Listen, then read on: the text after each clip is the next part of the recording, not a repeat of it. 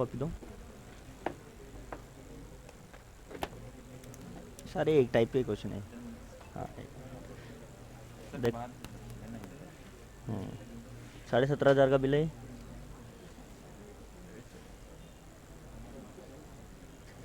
और इनका डील क्या है? नमस्कार। पक्का है ना 1/3?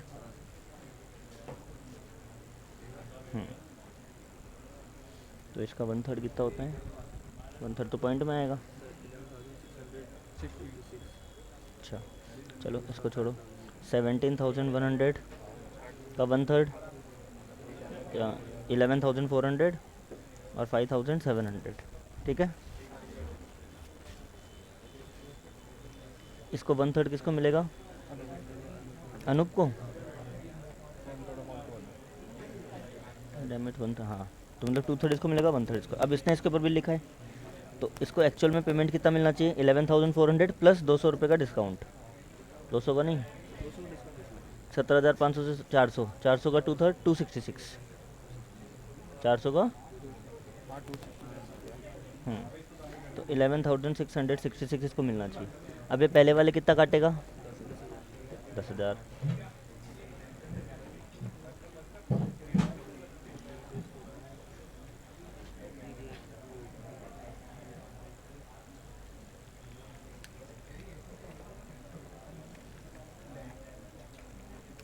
तो 1166 और इसका क्या हुआ? नहीं, इसका डिस्काउंट अमाउंट कितना है? 133। अच्छा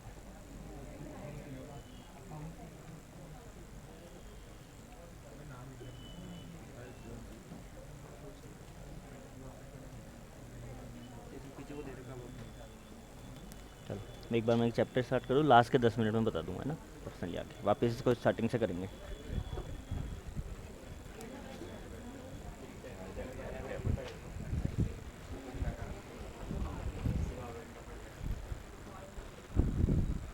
यू एट द बैक, आप प्लीज़ खड़े हो जाइए। You stand up. ये क्या लिखा हुआ है? Sale of goods on. सबको दिख रहा है? कोई दिक्कत? Sit down. All those students who are new today, so it's a new chapter, so doesn't matter पहले वाला चैप्टर आपने पढ़ा है कि नहीं पढ़ा है। It is not related to that, so you have to start from today only. It's very short and sweet chapter, 2 ही दिन का चैप्टर है। और अगर आप लोगों ने चाहा तो 3 दिन का भी हो सकता है, बट जनरली 2 डेज़ में चैप्टर हो जाएगा। छोटा सा चैप्टर है and it's a very basic chapter. Sale of goods on approval और रिटर्न बेसिस। और ये ऐसा चैप्टर है जो तुमने 11-12 में कभी नहीं पढ़ा। It's a new chapter for you, जो पहली बार ही पढ़ोगे। ओके अब देखो नाम, sale of goods on return और ऑन अप्रूवल और return basis. Now I am a manufacturer and I have launched a new product. पहले हम मैन्युफैक्चर या होलसेलर की बात करते हैं। मैं एक होलसेलर हूँ, मैंने अपने मैन्युफैक्चर से बहुत सारा नया प्रोडक्ट ले लिया and that product is very new to the market. That product is very new to the market. एक मिनट, अंबिका एम आई ऑडिबल? तो that product is what? Very new to the market. कोई भी कस्टमर उस product को जानता नहीं है, but I want to launch that product into the market. अब जो रिटेलर्स होते हैं ना, रिटेलर्स जो डायरेक्ट कस्टमर को आपका प्रोडक्ट सेल करते हैं, वो ज़्यादा रिस्क लेने में इंटरेस्टेड नहीं होते। अगर तुमने 11th में बीएसटी पढ़ी है तो उसमें ये आता है रिटेलर, होलसेलर, मैन्युफैक्चर, ये सब आते हैं ना। तो उसमें ज़्यादा जो रिस्क होती है वो किसकी होती है? होलसेलर की। और रिटेलर की रिस्क क्या होती है? कम। तो रिटेलर ये बोल रहा है कि आपका ये जो न्यू प्रोडक्ट है, if I will buy in a lot, मैंने 50,000 के गुड्स आपसे खरीद लिए और कल को कस्टमर ने एक भी प्रोडक्ट नहीं खरीदा, not a single unit customer has bot because it's a new product, I don't know ये कैसा है, तो मेरे तो 50,000 डूब जाएंगे। उसकी बात जेन्युइन है कि नहीं है? वो तो इतनी रिस्क लेना ही नहीं चाहता। वो तो ऐसा माल चाहता है जो फटाफट बिक जाए, उसका जो मिनिमम मार्जिन है वो उसको मिल जाए, रेगुलर गुड्स आए, रेगुलर गुड्स सेल हो जाए। अब यहाँ पे उसकी रिस्क क्रिएट हो गई, किस चीज़ की, कि आपका जो प्रोडक्ट है नया वो मार्केट में सेल होगा या नहीं होगा। तो उसने बोला होलसेलर को भी, मैं तो आपका माल नहीं बेच सकता, मुझे बिल्कुल ट्रस्ट नहीं है। अभी कल मैं एक वो केस स्टडी पढ़ रहा था, उसमें था किसी ने ना राख से सीमेंट, वो राख से वो बना दी ईंट, और धीरे धीरे फिर अभी अच्छा खासा बिजनेस सेटअप कर लिया। तो now it's a new product, कि भाई पहले तो नॉर्मल जो मिट्टी से पता नहीं किस चीज़ से वो ईंट बनती है, और अब वो नया कॉन्सेप्ट लेके आ रहे हैं। तो नए जो बिल्डर्स हैं उनको डर लगेगा कि हम बिल्डिंग बनाएंगे, कल को बिल्डिंग गिर गई, कल को कुछ हो गया, क्या पता है सक्सेसफुल है कि नहीं है। कई सारे डाउट्स माइंड में होते नहीं होते, नई चीज़ों को लेके हमेशा डाउट्स होते हैं, फिर वो धीरे धीरे एडजस्ट हो जाती है। So the same doubts are there in the minds of retailers. अब होलसेलर और मैन्युफैक्चर क्या करे, फैक्ट्री बंद करके सो जाए, चलो भैया सारे रिटेलर ने मना कर दिया, नाउ सारे रिटेलर ने मना कर दिया, हमारा तो माल चल ही नहीं सकता, बंद करो फैक्ट्री। कुछ और सोचते हैं, बट ऐसा जनरली नहीं होता है। तो उन्होंने अपने कस्टमर्स को, यहाँ पे कस्टमर्स कौन है, रिटेलर्स, पीछे एम आई ऑडिबल, हाँ, तो यहाँ पे कस्टमर्स कौन है, रिटेलर्स कस्टमर है। तो हमने कस्टमर को एक ऑप्शन दिया, चलो हम आपको है ना 20 डेज देते हैं, आप 2 लाख का माल ले जाओ, purchase goods from us of ₹2 lakh, and 20 days का टाइम है, और 20 डेज आप अपने पास रखो। अगर आपको लगे within 20 days, are you listening you, हाँ, अगर आपको लगे विद इन 20 डेज कि गुड्स जो हैं बहुत अच्छे हैं और डेफिनेटली चलने वाले हैं और हम चला सकते हैं, तो आप गुड्स रख लेना, अदरवाइज आप गुड्स क्या कर देना, रिटर्न कर देना। अब रिटेलर को कोई प्रॉब्लम नहीं है, और ये गुड्स 100% क्रेडिट पे सेल होंगे। किस पे सेल होंगे, एडवांस में रिटेलर हमें एक पैसा भी नहीं दे रहा, खाली हम रिटेलर को गुड्स दे रहे हैं, खाली हम रिटेलर को क्या दे रहे हैं, गुड्स दे रहे हैं। We are selling goods to retailer on credit, which basis, on approval, और या तो तुम रख लेना, वो तो क्या हो गया, अप्रूवल, अगर तुम्हें नहीं पसंद आए तो गुड्स वापस कर देना। तो थोड़ा बहुत रिटेलर को कॉन्फिडेंस आएगा कि कोई बात नहीं, बिकेगा तो इनका, नहीं बिकेगा तो वापस कर देंगे, हमारे क्या प्रॉब्लम है। तो रिटेलर की रिस्क यहाँ क्या हो गई, जीरो। रिटेलर की रिस्क क्या हो गई, उसको सिर्फ गुड्स लेके जाने हैं और अपनी शॉप पे रखना है, सजाना है उन गुड्स को, और कस्टमर को गुड्स के बारे में बताना है। अगर कस्टमर वो गुड्स ले रहे हैं, वेल एंड गुड, उसको क्या प्रॉब्लम है, नहीं ले रहे हैं तो एज इट इज गुड्स वापस किसको कर देगा, वो होलसेलर या मैन्युफैक्चर को।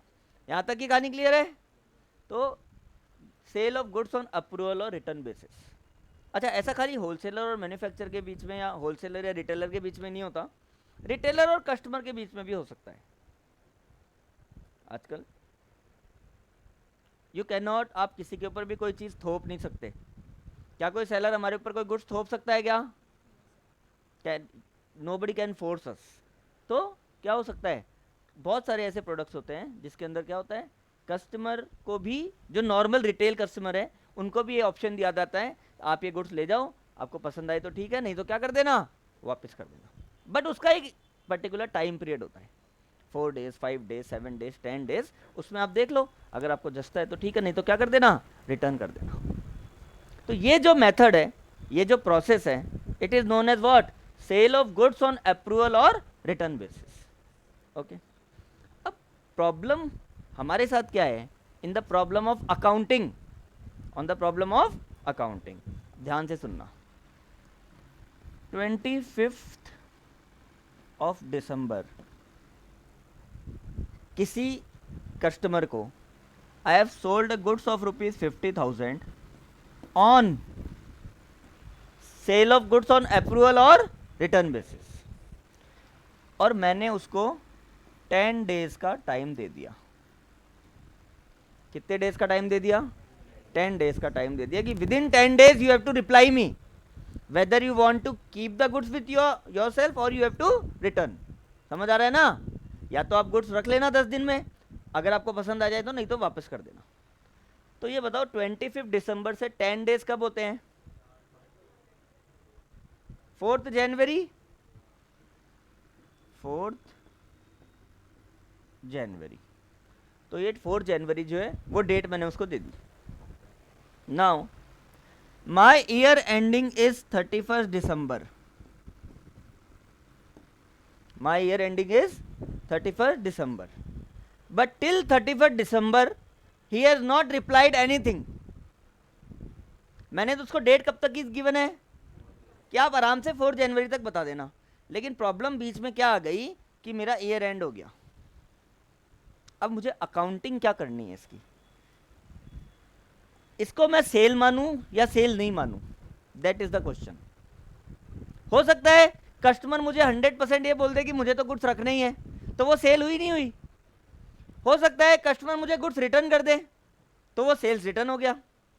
Now on 31st December when I am closing my books, at that day I have to identify, मुझे पता करना है कि मैं इनको क्या मानूं, सेल मानूं या सेल नहीं मानूं, दैट इज द क्वेश्चन।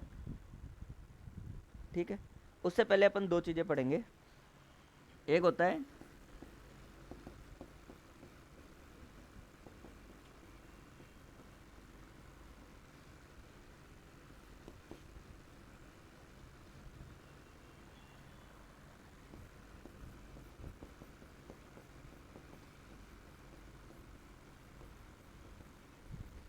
दो तरह के पीरियड होते हैं, पीरियड ऑफ और अनएक्सपायर्ड पीरियड। चलो आज थोड़ा इंप्रूवमेंट है, राइटिंग समझ में आ रही है ना। हाँ, तो period of approval and unexpired period. If I have given a customer a choice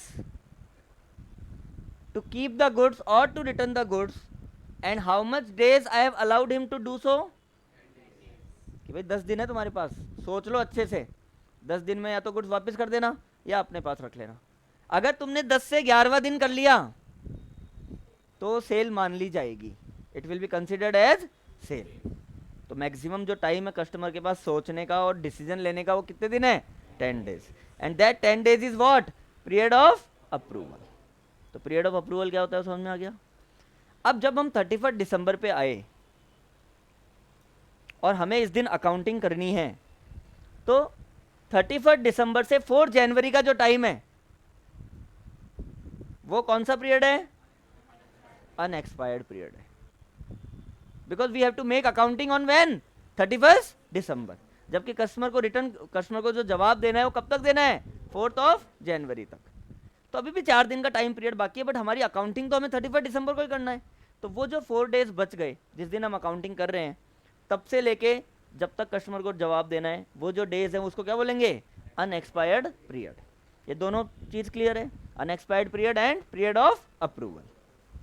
clear है ना यू। अब अकाउंटिंग की बात कर लेते हैं। जब 25 दिसंबर को मैंने गुड सेल करे उसको, I have treated it as a good sale on credit. I have treated what, good sold on credit, कि हमने क्रेडिट पे गुड सेल कर दिए और हमने उसकी सेल्स की एंट्री कर दी। किस चीज की एंट्री कर दी, सेल्स की एंट्री। सेल्स की एंट्री क्या होती है, कस्टमर, डेटर, या फिर क्या, ट्रेड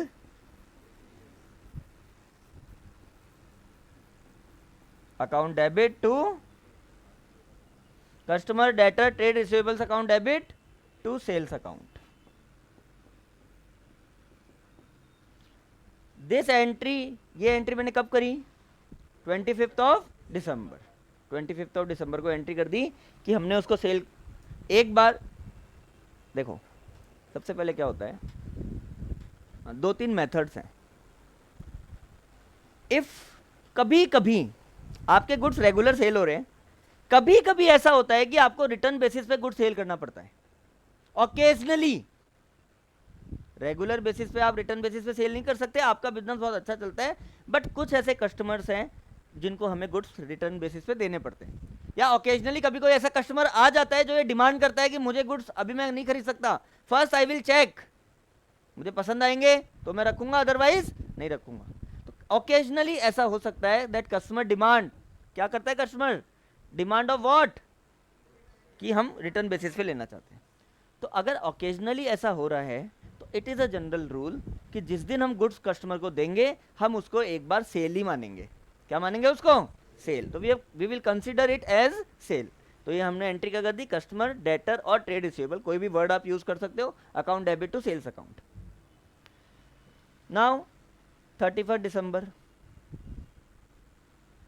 31 दिसंबर को कस्टमर ने ना हाँ बोला ना बोला, और पॉसिबिलिटी दोनों है, दोनों की प्रोबेबिलिटी है ना। मुझे थोड़ी पता है कि कस्टमर क्या चाह रहा है। कस्टमर 4th को बोल सकता है हाँ भाई सारे गुड्स रखने को तैयार हूँ, या 2 जनवरी को बोल दे, या कस्टमर बोल दे सारे गुड्स रिटर्न ले लो, अभी तो अभी तो अप्रूवल पीरियड बाकी है। बट 31 दिसंबर तक कोई इंटीमेशन नहीं है, नो इंफॉर्मेशन। तो क्या इस साल की अकाउंटिंग में can I treat it as a sale? बोलो, इस साल क्या मैं उसको सेल मान सकता? मेरा तो अकाउंटिंग पीरियड पूरा हो गया 31 दिसंबर को, क्या मैं 31 दिसंबर को उसको सेल मान सकता हूं क्या? क्योंकि वो एक्चुअल में सेल नहीं हुई, और it is totally uncertain whether it will be sale और सेल्स रिटर्न। बट हमें अकाउंटिंग तो करनी है। जब हमने उसकी अकाउंटिंग करी थी तो हमने क्या एंट्री कर दी? Customer account debit, debtor trade receivable to sales. अब हम क्या कर देंगे? इसको रिवर्स कर देंगे। क्या कर देंगे? बिकॉज अभी हमारे पास कंफर्मेशन नहीं है, बिकॉज अकाउंटिंग पीरियड क्या हो रहा है? क्लोज। तो रिवर्स एंट्री क्या होगी?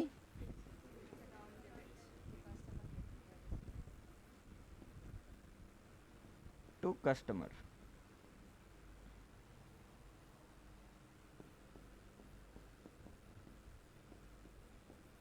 ये एंट्री कब करनी है? when customer is not informing us anything regarding the goods at the time of closure of the books। जब कस्टमर ने हमें क्या किया? हमें इन्फॉर्म नहीं किया। Regarding what? कि गुड्स उसको लेने हैं या नहीं लेने हैं। ये दोनों एंट्री क्लियर है? यहां तक क्लियर है सबको? पहली एंट्री सेल की, दूसरी एंट्री रिवर्स की। थर्ड एंट्री, एक प्रॉब्लम और जनरेट हो गई। फाइनल अकाउंट्स पढ़े हैं सबने? Trading account, profit and loss account, balance sheet, basic तो आता ही होगा ट्रेडिंग अकाउंट का। ट्रेडिंग अकाउंट के क्रेडिट साइड में क्या क्या आता है? सेल्स और closing stock. Very good.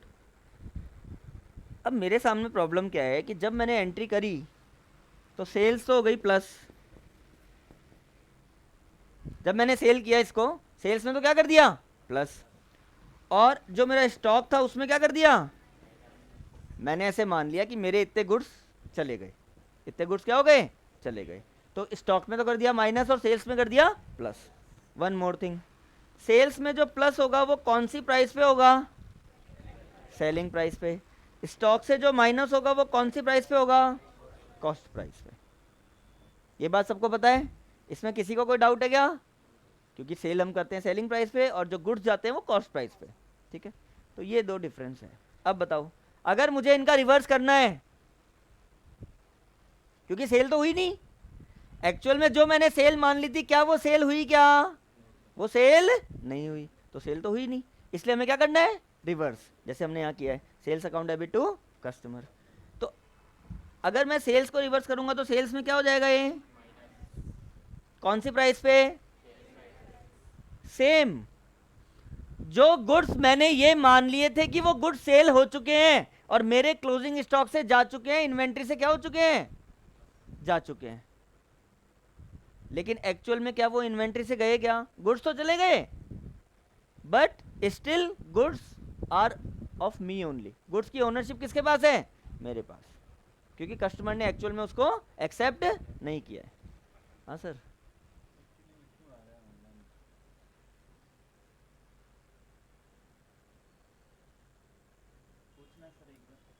Yes Kashish, M I Audible?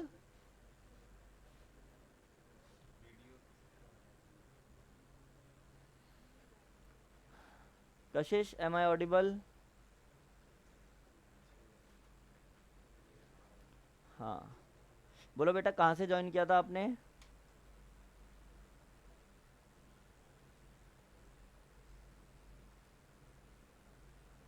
हो रहा है? हाँ नहीं, वो तो मैं देख ही रहा हूँ, अभी आएगा।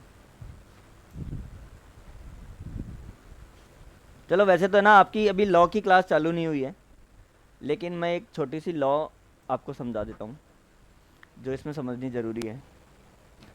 ये बताओ, अगर हमने कोई कार खरीदी है ऑन इंस्टॉलमेंट बेसिस, तो उसमें है ना, मैं दो वर्ड यूज कर रहा हूं, एक तो ओनरशिप और एक possession, ठीक है। If somebody has bought a car और 10 लाख की कार्स हैं, 80,000 के डाउन पेमेंट देने से, तो चलो 2 लाख के डाउन पेमेंट देने से हम कार घर पे लेके आ गए and we are using it regularly, और अब हमें क्या करना है, मंथली इंस्टॉलमेंट, हाँ बेटा एंट्री अभी बताऊंगा, तो हमें क्या करना है, मंथली इंस्टॉलमेंट उसकी देनी है। बिना 10 लाख रुपीस पे करे हम कार को यूज कर रहे हैं नहीं कर रहे, हमें तो खाली मंथली इंस्टॉलमेंट देनी है, वो देते जाएंगे। Now question arises here is that, तुम अभी लॉ में एक चैप्टर पढ़ोगे, सेल ऑफ गुड्स एक्ट 1930, उसमें ये सारी चीजें आएंगी। तो थोड़ा सा बेसिक ये बताओ, क्या वो कार हमारे पास है, लेकिन कार की ओनरशिप हमारे पास है क्या? किसके पास है? कार की कंपनी के पास या फाइनेंस कंपनी के पास। The day on which we will fail to pay our instalment, वो हमें एक नोटिस देंगे, और अगर हम फिर भी इंस्टॉलमेंट पे नहीं करते हैं तो क्या करेंगे? गाड़ी ले जाएंगे। इसका मतलब पोजेशन किसके पास है? पोजेशन हमारे पास है, we are having the car. Actual में जो गुड्स है, फिजिकल गुड्स किसके पास है? हमारे पास है। हमारे पास पोजेशन है, लेकिन ओनरशिप किसके पास है? कंपनी के पास है। जिस दिन हमने मना कर दिया, जिस दिन हमने इंस्टॉलमेंट पे नहीं की, कंपनी है full right to take our possession back, to take our possession back. सही बात है ना, कि कंपनी जो है हमसे पोजेशन वापस ले लेगी। Is that clear? सेम यहाँ पे हो रहा है। जब मैंने कस्टमर को गुड्स सेल कर दिए, गुड्स किसके पास चले गए? गुड्स किसके पास चले गए? कस्टमर के पास, ठीक है। अब बताओ, पोजेशन किसके पास है? ओनरशिप किसके पास है? सेलर के पास। Ownership seller, possession customer. तो जब 31 दिसंबर आया और उस 31 दिसंबर को वो गुड सेल नहीं हुए, अभी भी पोजेशन किसके पास है? लेकिन ओनरशिप तो मेरी है। तो जो गुड्स मैंने ये मान लिए थे और ये मान के क्लोजिंग स्टॉक में से या स्टॉक में से माइनस कर दिया था कि गुड्स जा चुके हैं, मैंने ये मान के क्लोजिंग स्टॉक में से माइनस कर दिया था कि ये गुड सेल हो चुके हैं, बट क्या वो एक्चुअल में सेल हुए क्या? तो मुझे वापस उसको इन्वेंट्री में ऐड करना है। वापस उसको इन्वेंट्री में क्या करना है? ऐड। और आपको पता है क्लोजिंग, मैंने स्टॉक को क्या कर दिया था? माइनस, अब वापस क्या करूंगा? प्लस। और कौन सी प्राइस पे? तो ये दो एंट्री सबसे ज्यादा इंपॉर्टेंट है। अगर कस्टमर ने गुड्स के बारे में हमें कोई इंफॉर्मेशन नहीं दी है तो क्या होगा? दो एंट्री होगी, एक सेल्स के रिवर्स की एंट्री और एक कस्टमर के पास जो गुड्स है उसकी एंट्री हमारे स्टॉक में इंक्लूड करने की एंट्री। वो भी मैं आपको बताऊंगा एंट्री क्या है। बट इंपॉर्टेंट बात क्या याद रखनी है, सेल्स की जो रिवर्स एंट्री होगी वो कौन सी प्राइस पे होगी, और कस्टमर के पास जो गुड्स हम अपनी इन्वेंट्री में इंक्लूड करेंगे वो कौन सी प्राइस पे होगी? कॉस्ट प्राइस पे होगी। Is that clear? Cost price पे होगी, ठीक है। चलो अब एक बार ये एंट्रीज वापस देखेंगे। तो इतनी बात क्लियर है? ओके। हाँ बच्चे, ऐसा कुछ नहीं है, डोंट राइट, बाद में अपन क्वेश्चन करेंगे। हाँ एक बार ये एंट्री वापस देख लो दोनों, उसके बाद अपन क्वेश्चन करेंगे। And one more thing will discuss. Kashish pay attention. तो सबसे पहले, the day on which we sell the goods to the customer and we are treating it as an ordinary sales. हम क्या मान रहे हैं उसको? हम तो ये मान रहे हैं भाई गुड सेल हो गए, हमें थोड़ी पता है कस्टमर हाँ करेगा ना करेगा, बट हम एक बार के लिए सेल मान रहे हैं। तो जनरल सेल्स की entry, but good sold on credit.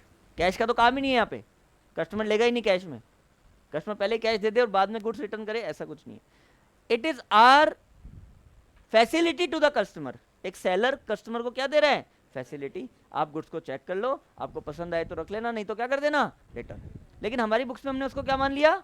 Cell मान लिया। तो सेल्स की एंट्री क्या होती है? Customer account debit, debtor account debit या ट्रेड रिसीवेबल, तीनों में से कोई भी वर्ड यूज कर सकते हो, टू सेल्स अकाउंट। ये तो जनरल एंट्री सबको आती है ना, customer to sales. Very good. And the day फिर मैंने कहा हमने ये एंट्री कब करेंगे, हम 25 दिसंबर को। 10 डेज का हमने टाइम पीरियड दिया है कस्टमर को, तो कस्टमर के पास जो मैक्सिमम टाइम है अप्रूव करने के लिए वो कब तक का है। But now the question is that till 31st of December customer has not given us any kind of information regarding whether he will keep the goods with himself or he will return। तो question ये उठता है कि 31 दिसंबर को हम क्या माने, क्या हम उसको सेल मान लें और इस साल का रेवेन्यू दिखा दें, कल को उसने रिटर्न कर दिया तो हमारी अकाउंटिंग खराब हो जाएगी, ओवर एस्टिमेटेड प्रॉफिट हो जाएगा, कई सारी चीज़ें दिक्कत हो जाएगी, इनकम टैक्स वाले आ जाएंगे घर पे कि साहब तुमने तो इतनी सेल कर रखी है, इतना प्रॉफिट हो गया, इसका टैक्स दो, कई सारे लफड़े हैं। तो हम उसको सेल माने कि नहीं माने, और सेल नहीं माने तो भी दिक्कत है, क्या पता कस्टमर उसको सेल मान ले, बट 31 दिसंबर तक हमारे पास सेल्स की इंफॉर्मेशन नहीं है, इसलिए जो हमने सेल मान ली थी उसका क्या कर देंगे, रिवर्स सेलिंग प्राइस से। तो same customer to sales, reverse entry क्या हो जाएगी, सेल्स टू कस्टमर। ये सिर्फ इसलिए हो रहा है अकाउंटिंग पीरियड की वजह से। अब बताओ ये ही गुड्स, अब 1 जनवरी से हमारा नया साल चालू हो गया, from 1 January new year begins. अब 1 जनवरी से जो नया साल, अब बताओ 3 जनवरी को कस्टमर ने बोल दिया कि मैं गुड्स रखने को तैयार हूं।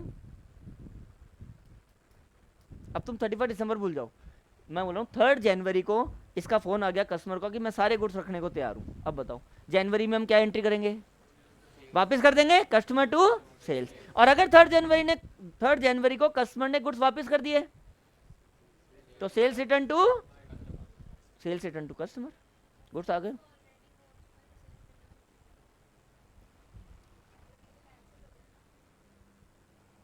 Sales account debit to customer cancel हो गया, तो गुड्स तो हमारे पास आ गए। 3 जनवरी को हमारे पास क्या आ जाएगा, स्टॉक आ जाएगा, तो वो किस फॉर्म में आएगा,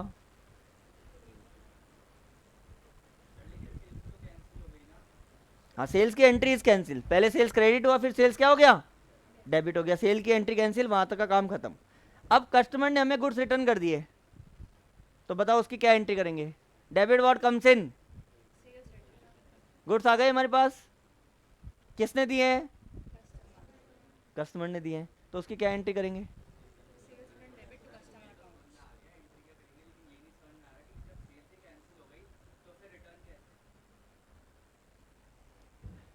actually the thing is that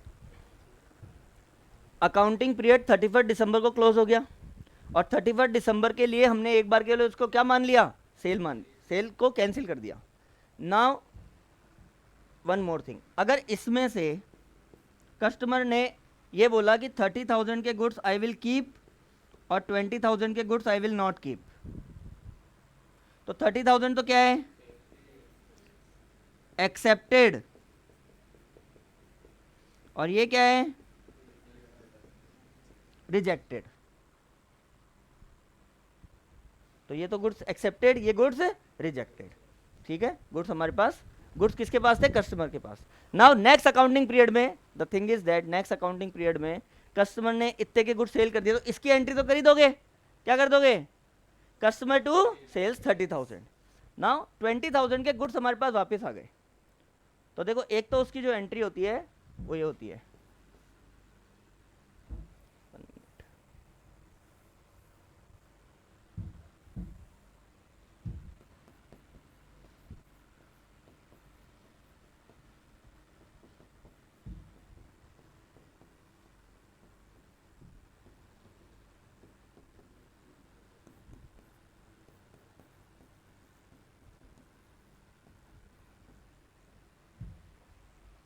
पहले हम इसी की बात कर लेते हैं।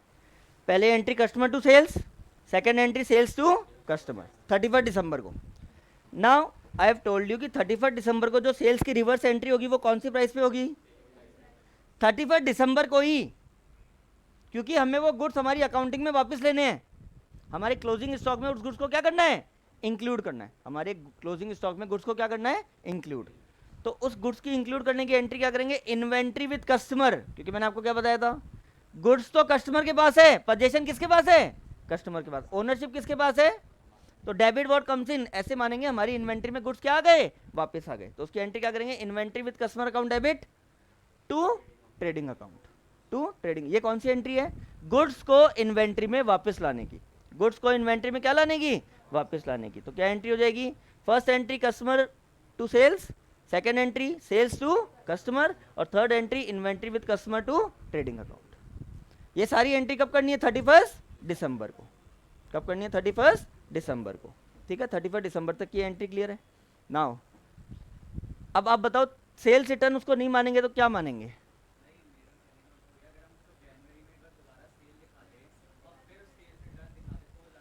हाँ, 100% अमाउंट। पहले 100% अमाउंट उसको क्या मान लेंगे? सेल। तो उसकी एंट्री क्या करेंगे? Trade receivables to sales. जनवरी स्टार्ट हो गया नया अकाउंटिंग पीरियड। नए अकाउंटिंग पीरियड में सबसे पहले उसको क्या मान लेंगे? सेल मान लेंगे, ट्रेड रिसीवेबल टू सेल्स। उसके बाद जितने उसने एक्सेप्ट कर लिए वो तो नॉर्मल एंट्री है जो सेल्स की होनी है, और जो रिटर्न कर दिया उसकी एंट्री क्या हो जाएगी? Sales return to customer. ठीक है, थैंक यू। बेसिक ये 3 एंट्री समझ में आ गई। पहली entry customer to sales, second entry sales to customer, third entry inventory with customer to trading account. And the most important point जो हमेशा आपको याद रखना है, this entry will be on sales price and this entry will be on cost price. ठीक है, okay. Wait, प्रथम अगर कस्टमर 3 जनवरी को मना कर दे तो 1 जनवरी जब स्टार्ट होगी then we will consider it as a sales by 100% amount. तो उसकी एंट्री क्या होगी? Trade receivables account debit to sales, और अगर वो रिटर्न कर देता है तो सेल्स रिटर्न टू कस्टमर।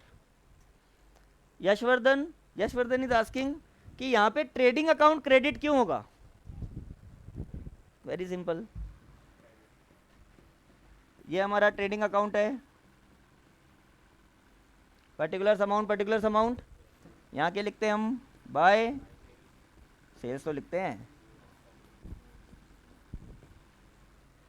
अगर क्लोजिंग स्टॉक किसी भी अमाउंट से इंक्रीज हो रहा है, क्योंकि हमारे गुड्स वापस आ गए, तो क्लोजिंग अकाउंट किसी भी अमाउंट से अगर इंक्रीज हो रहा है तो एंट्री क्या होगी? ये इंक्रीज हो गया तो इसका मतलब closing stock account debit to, मतलब आप समझो क्लोजिंग अकाउंट का क्रेडिट साइड इंक्रीज हो रहा है। क्लोजिंग अकाउंट का कौन सा साइड इंक्रीज हो रहा है? ट्रेडिंग अकाउंट का कौन सा साइड इंक्रीज हो रहा है? ट्रेडिंग अकाउंट का कौन सा साइड इंक्रीज हो रहा है? Credit side. तो क्लोजिंग स्टॉक इंक्रीज हो रहा है किसी भी अमाउंट से, तो closing stock account debit to trading account. तो दैट इज द रीजन हमने किसको क्रेडिट किया है? Trading account. ठीक है, पूरे चैप्टर में only this 3-4 entries are there. जितने भी क्वेश्चंस है आपको सिर्फ 4 एंट्री का प्रोसेस याद रखना है। चलो बोलो, पहला क्या है? ट्रेड रिसीवेबल्स टू कस्टमर, या customer trade receivable to sales, या कस्टमर टू सेल्स, या debtor to sales. Second entry suppose करो कुछ गुड्स कस्टमर ने रिटर्न कर दिए, sales return account debit to customer, return inward. जैसे 50,000 में से सपोज करो 20,000 के गुड्स कस्टमर ने रिटर्न कर दिए और बाकी कस्टमर ने अप्रूव कर दिए। तो first entry is what? Sale करने की, उसकी एंट्री क्या होगी? Debtor to sales. Second entry sales return की, सेल्स रिटर्न टू डेटर या कस्टमर। थर्ड एंट्री, थर्ड में क्या है? एक लाइन में बोल रहा हूं, गुड्स अवेटिंग विद कस्टमर। क्या बोला मैंने? इधर देखो, टोटल गुड्स थे 70,000 के, उसमें से 25,000 के कस्टमर ने रिटर्न कर दिए। कस्टमर ने रिटर्न कर दिए, 20,000 को अप्रूवल मान लिया। The total amount of goods that I sold to customer initially is how much rupees? उसमें से कस्टमर ने गुड्स रिटर्न कितने के कर दिए? तो उसकी तो कोई दिक्कत ही नहीं है, सेल्स रिटर्न की एंट्री कर देंगे। 20,000 के लिए कस्टमर ने हमें ड्यू डेट से पहले इन्फॉर्म कर दिया कि हाँ 20,000 के गुड्स मैं रखने को तैयार हूं, तो वो क्या हो गई? सेल। क्या हो गई वो? अब बताओ 70 में से 45 गए तो कितने बचे? ये जो 25,000 है ये क्या है? Goods awaiting with customer, goods awaiting with, या गुड्स अवेटिंग फॉर अप्रूवल। वो अप्रूव हो भी सकते हैं और नहीं भी हो सकते। तो जब गुड्स अवेटिंग विद कस्टमर होता है उसकी 2 एंट्री होती है। पहली कौन सी? Sales to customer at the end of the accounting period, और दूसरी कौन सी? Inventory with customer to trading account. जब हम क्वेश्चन करेंगे तो ये सारी चीजें और क्लियर हो जाएगी। पर आपको सिर्फ 4 एंट्री याद रखनी है, only 4 entries throughout the chapter. पहली एंट्री सेल की, दूसरी एंट्री सेल्स रिटर्न की, तीसरी एंट्री सेल्स के रिवर्स की, सेल्स के, और fourth entry inventory with customer to trading account. ठीक है, तो ये इसका बेसिक कॉन्सेप्ट था। Now pay attention on the next thing. यही होता है क्या? Suppose profit percentage is 25 which is given on sale, given on cost. ऐसे क्वेश्चन में लिखा हुआ है सेल ऑफ, या हाँ, sale is rupees 4 lakh and profit is 25% on cost. So what is the problem generated here? जो profit का percentage है वो तो किस पे गिवन है? कॉस्ट पे। और अमाउंट जो है वो किसका गिवन है? सेल पे। तो सपोज करो हम कॉस्ट को 100 मान लेते हैं। कॉस्ट को कितना मान लेते हैं? तो हमारी कॉस्ट कितनी है? 100, एंड 100 का 25% 25, तो प्रॉफिट कितना हो गया? 25। मतलब जो एक्चुअल में सेल है वो कितनी है? अगर हमें कॉस्ट निकालनी है तो it is the amount 4 lakh into, देखो कॉस्ट कितनी है अपॉन सेल कितनी है, तो आंसर आ जाएगा 3,20,000।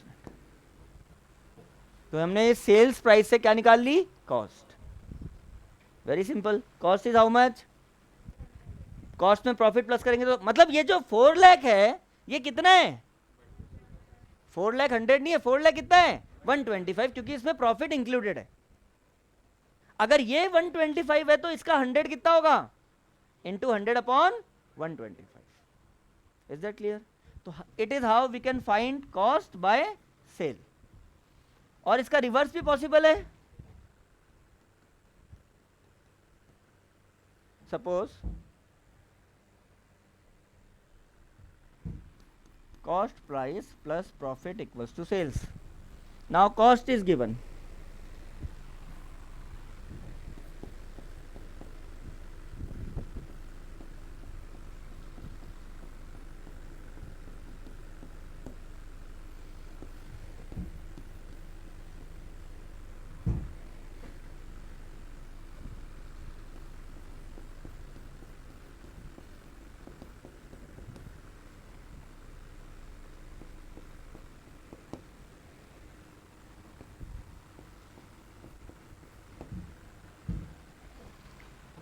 Cost of goods sold is 2,40,000 and profit is 25% on sales. Profit is 25% on sales. Suppose sales is 100. Sales is 100. Reverse चलो, 100 का 25% प्रॉफिट है क्या? 100 का 25% क्या है? प्रॉफिट। इसका मतलब कॉस्ट कितनी होगी? Is that clear? पहले हमने परसेंटेज निकाली थी कॉस्ट पे, अब किस पे निकाल रहे हैं? सेल्स पे। तो हमने सेल्स को कितना अज्यूम कर लिया? 100। इसका 25%, 25% ऑन सेल्स, 25% ऑन सेल्स, तो 100 का 25% प्रॉफिट है, तो 75% क्या है? कॉस्ट है। Is that clear? अब अगर हम इससे निकालें तो 2,40,000 इंटू, हमें क्या निकालनी है? सेल्स निकालनी है, और गिवन क्या है? कॉस्ट। मतलब जो 2,40,000 है वो 75% है। 2,40,000 जो वो क्या है? क्योंकि 25% तो सेल का प्रॉफिट इंक्लूडेड है। तो 2,40,000 कितने का 75% है? 2,40,000 कितने का 75% है? 100 अपॉन 75।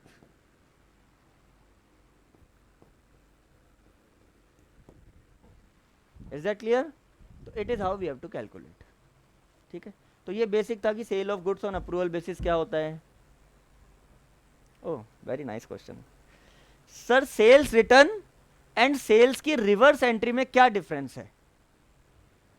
सेल्स रिटर्न और सेल्स की रिवर्स एंट्री में क्या डिफरेंस है? चलो अभी बताते हैं। कंफर्मेशन का डिफरेंस है। देखो इधर, there are goods of rupees 4 lakh sold on approval basis customer has return the goods of ₹1 lakh and बाकी के बारे में we are not having any information on 31 March. Suppose करो हमारा जो अकाउंटिंग क्लोज है इट इज़ ऑन 31 मार्च। अब बताओ इन दोनों की एंट्री बताओ। चलो अपन स्टार्टिंग से इसकी सारी एंट्रीज करेंगे। फर्स्ट एंट्री सेल की,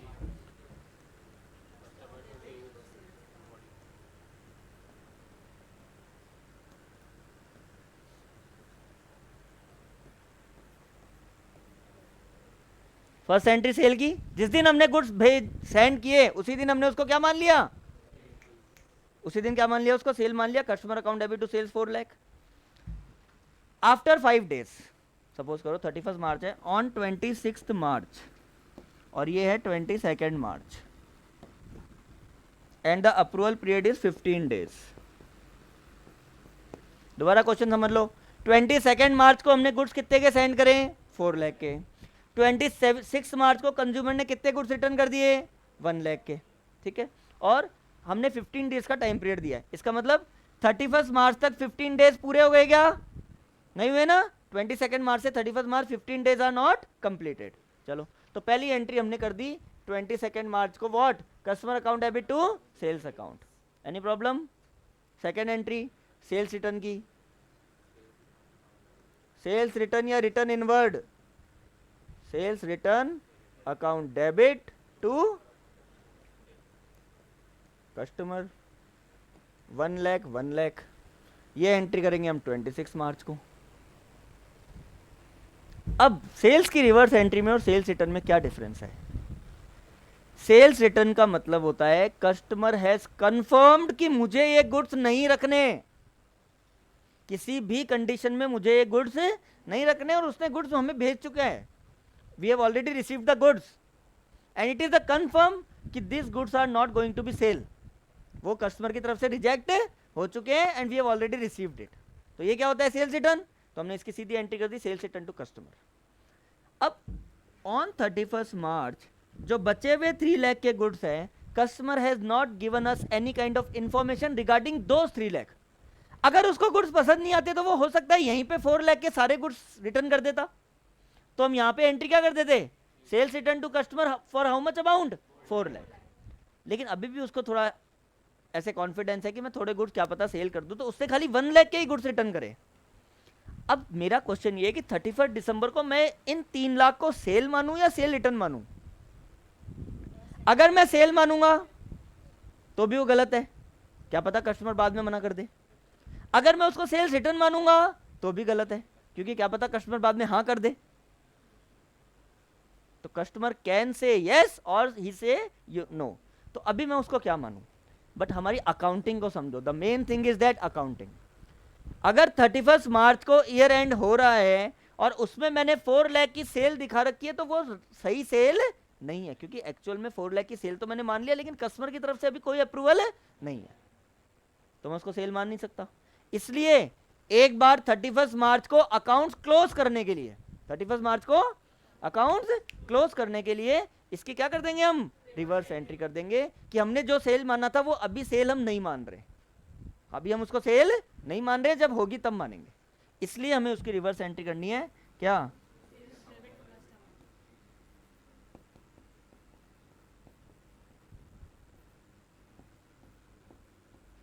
sales account debit to customer 3 lakh. Is that clear. और मैंने आपको बताया था इसके साथ एक और एंट्री होगी on the same date.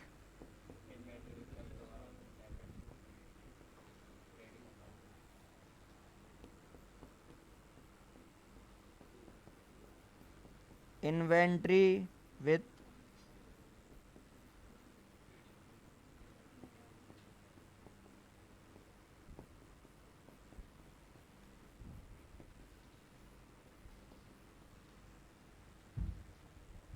Suppose करो 30% ऑन सेल्स, ऐसा क्वेश्चन में लिखा हुआ है, जनरल क्वेश्चन।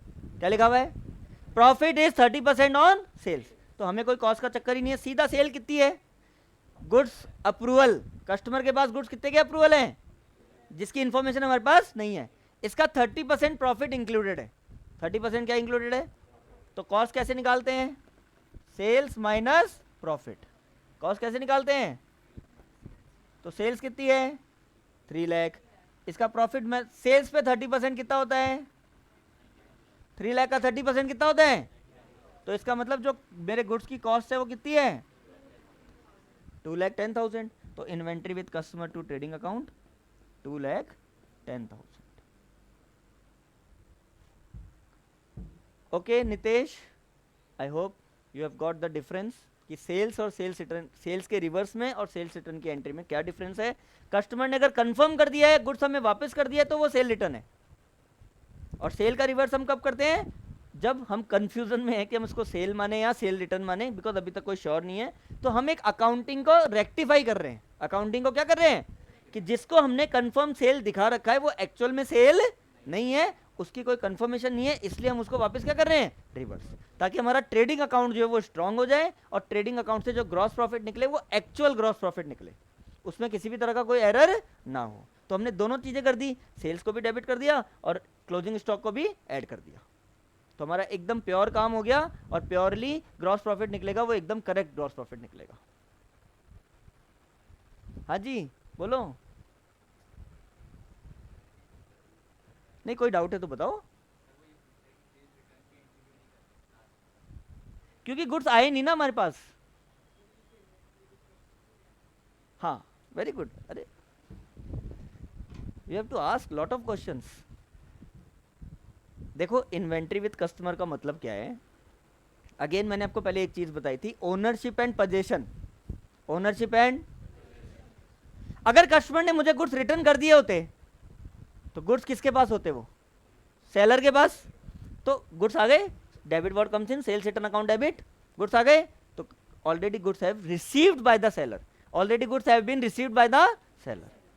अब क्वेश्चन ये है, मेरे गुड्स तो कस्टमर के पास है, लेकिन अभी वो अप्रूवल बेसिस पे, मतलब ओनरशिप किसकी है? सेलर की। पोजीशन किसके पास है? कस्टमर के पास। इसलिए उसकी लैंग्वेज क्या लिखेंगे? Inventory with customer. बताओ इन्वेंट्री किसके पास है?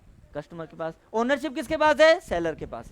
तो हम अपनी क्लोजिंग स्टॉक में अकाउंटिंग में उसको यूज कर रहे हैं, फिजिकली गुड्स ऐड नहीं हो रहे हैं। मेरे गोडाउन में अगर 500 यूनिट्स है, समझो गोडाउन में कितने यूनिट्स है? कस्टमर के पास 50 यूनिट्स है। अगर कस्टमर ने 31 दिसंबर तक मुझे गुड्स रिटर्न नहीं करे तो मेरे गोडाउन में क्या 550 यूनिट हो जाएंगे क्या? गोडाउन में अभी भी कितने यूनिट्स हैं? 500 ही है। और 50 यूनिट्स किसके पास है? कस्टमर के। लेकिन वो पूरे 550 गुड्स है किसके? सेलर के। पूरे 550 गुड्स यूनिट्स जो है वो किसकी है? सेलर की है। तो वो मुझे अकाउंटिंग में शो करना है। फिजिकली तो मेरे पास 500 गुड्स ही हैं और 50 गुड्स किसके पास है? कस्टमर के। लेकिन अकाउंटिंग में मेरे अकॉर्डिंग, अकाउंटिंग में मेरे पास गुड्स कितने के हैं? 550 के, क्योंकि वो जो गुड्स कस्टमर के पास है वो भी सेलर के ही हैं। वो भी किसके हैं? क्योंकि उसने अभी कंफर्म नहीं किया है कि ये सेल होगी या नहीं होगी। इसलिए मैंने क्या लिखा है? Inventory with customer. Inventory with customer, customer के पास मेरा इतना स्टॉक है to trading account 2,10,000 cost price पे। Is that clear? तो ये सिंपल सी अकाउंटिंग है, बहुत ही सिंपल चैप्टर है, 4 एंट्री करनी है। हाँ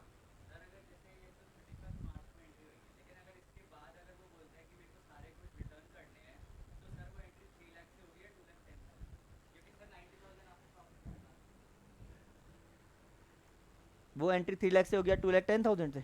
गुड्स वो रिटर्न करेगा।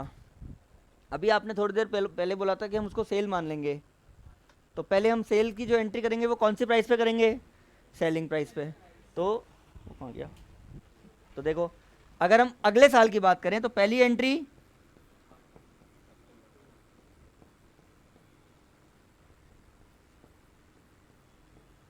ये क्लियर है। सेकेंड एंट्री सेल्स रिटर्न हो गया।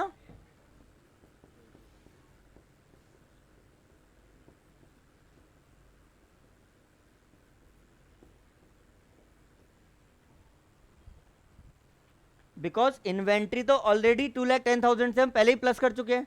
अब नया सेल करेंगे तो 3 लाख पे करेंगे और सेल्स रिटर्न भी किस पे होगा? सेलिंग प्राइस पे। खाली जो गुड्स आते हैं वो कॉस्ट पे आते हैं। ठीक है।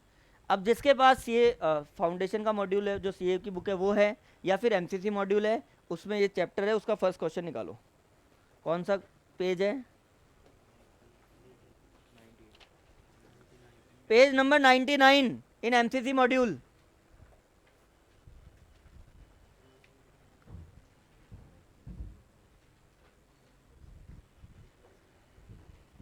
अब आपको एक छोटी सी ट्रिक बताता हूँ जिससे कि आपका टाइम बच जाएगा क्वेश्चन करने में।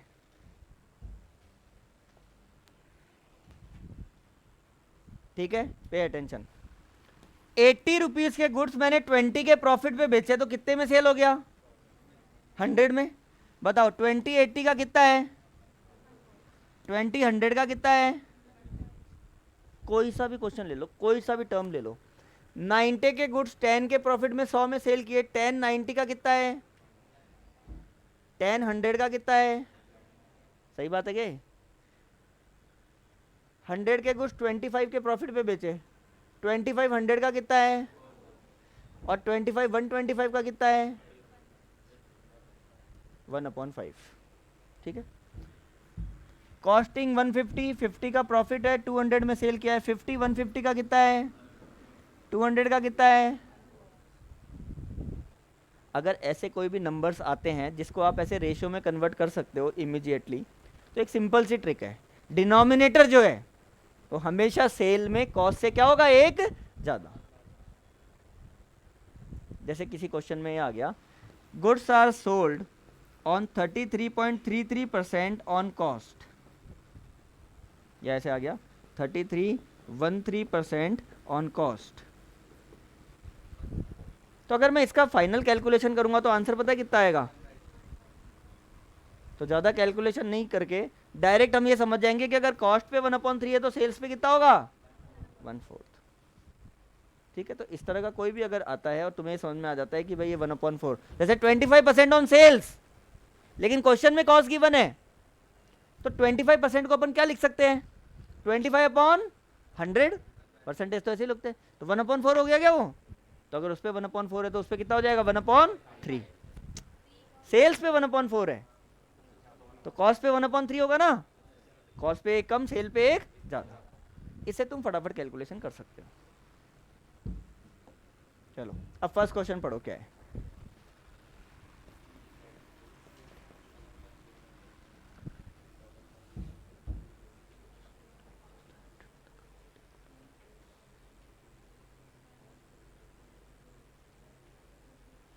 यशवर्धन, जब हमने गुड्स को सेल किया और हमने ये एंट्री कर दी टू सेल्स अकाउंट, उसी टाइम ये क्लियर हो गया कि गुड्स कस्टमर के पास जा चुके हैं, तो वो जो सेल की एंट्री है वो ही उसकी एंट्री है final. Do we need to pass the entry when the customer take goods from us? जब कस्टमर हमसे गुड्स ले रहा है तो हम क्या एंट्री कर रहे हैं? पार्टी टू सेल्स, तो वो सेल्स की एंट्री में शो हो रहा है। Date,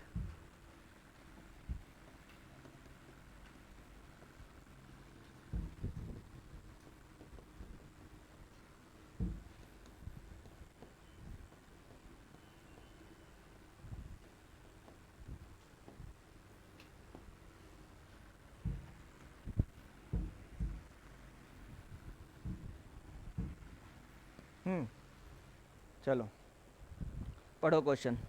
CE send goods to his customer on sales on return basis.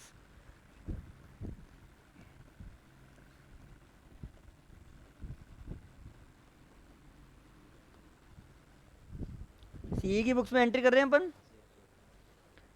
Following transaction took place. September 15 sent goods to customer on sales or return basis at cost plus 33.13%, 1 lakh rupees. ये 1 lakh rupees जो है selling price है, cost price है? Selling price है। ये तो हमें एक इन्फॉर्मेशन गिवन है कि जो गुड सेल होते हैं वो कौन किस पे होते हैं? 1/3 पे सेल होते हैं। ठीक है, तो ये सेलिंग प्राइस पे। चलो क्या डेट है बताओ, क्या लिखें? Trade receivable, customer, debtor.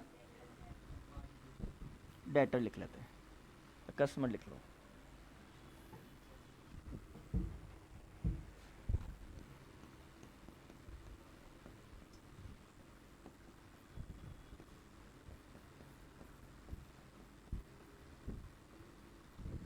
How much?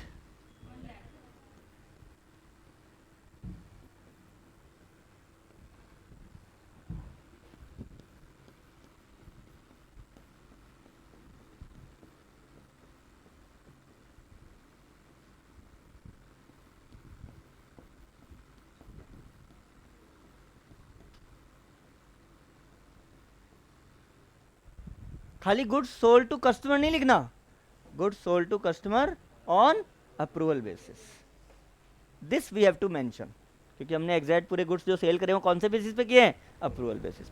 First entry सबको क्लियर है, ऑन सितंबर 15। नेक्स्ट बोलो।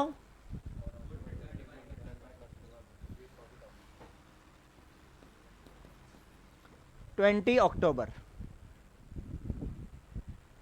जिस क्वेश्चन में आपको डेज ऑफ अप्रूवल गिवन नहीं है उसके लिए अपने को कोई डेज नहीं मानने, हमें तो अपनी अकाउंटिंग ईयर के एंड तक देखना है कि क्या हुआ है और क्या नहीं हुआ है, ठीक है। तो 20 अक्टूबर को गुड्स रिटर्न आ गए, तो रिटर्न इनवर्ड या सेल्स रिटर्न, तो sales return account debit.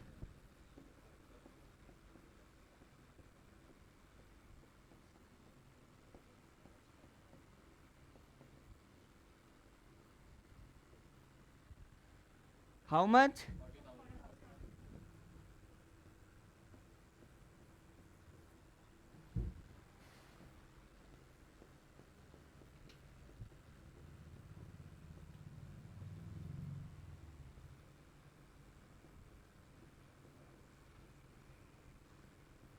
Goods return by customer.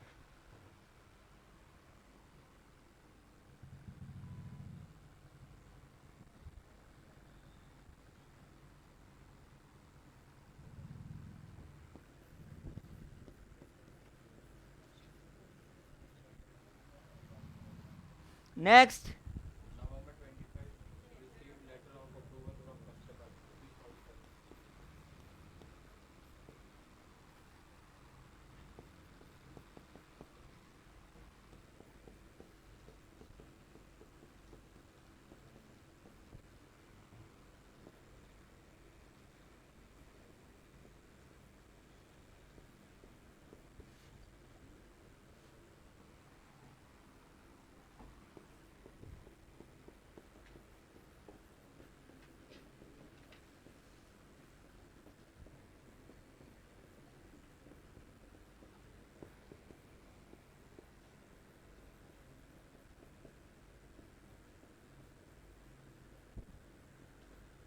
Now ये बहुत इंपॉर्टेंट है, कस्टमर ने गुड्स अप्रूव कर दिए ऑन 25 नवंबर, कितने के, आउट ऑफ 1,40,000 के गुड्स जो हैं वो कस्टमर ने अप्रूव कर दिए, that we I want to keep it. क्या उसके लिए सेपरेटली सेल की एंट्री करनी जरूरी है क्या? बिकॉज ये जो 1 लाख की सेल की एंट्री करी है उसमें ऑलरेडी 40,000 की सेल इंक्लूडेड है, हमने तो पूरे 1 लाख को सेल मान रखा है, हमने तो पूरे 1 लाख को क्या मान रखा है, उसमें से कस्टमर बोल रहा है कि मैं 40,000 के गुड्स रखना चाहता हूं, तो उसकी एंट्री ऑलरेडी हम रिकॉर्ड कर चुके हैं क्या, ऑन 15 सितंबर। तो जो 1 लाख है उसमें 40,000 इंक्लूडेड है, तो उसकी सेपरेटली सेल्स की एंट्री नहीं होगी। So you can clearly write no entry as approval of goods as sale is already recorded.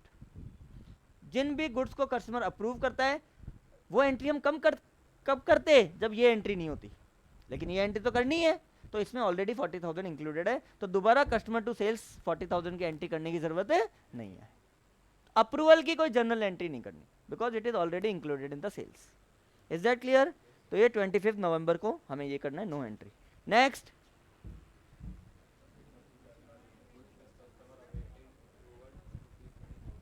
अच्छा 1 मिनट, उसकी 2 एंट्रीज होंगी, पहले आप ये 3 एंट्रीज नोट कर लो, मतलब 2 एंट्री प्लस ये। आंसर नंबर 1 लिखो,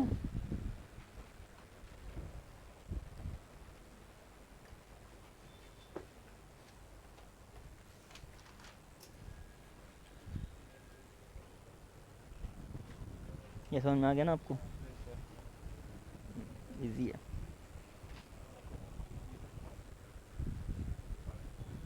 हाँ बेटा दिख रहा है,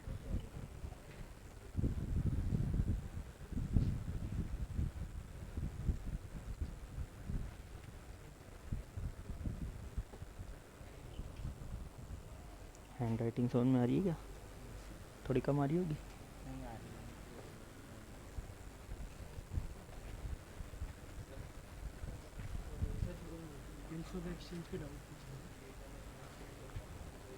ये क्वेश्चन कंप्लीट कर दूं?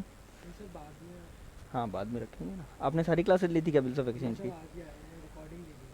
अच्छा हाँ, बिल्स ऑफ एक्सचेंज के डाउट मैं बताता हूँ आपको। सही है ना, प्रॉब्लम तो नहीं है? नहीं आएगी तो पूछूंगा। हाँ बिल्कुल 100%, एक बार नहीं 10 बार पूछो, योर राइट।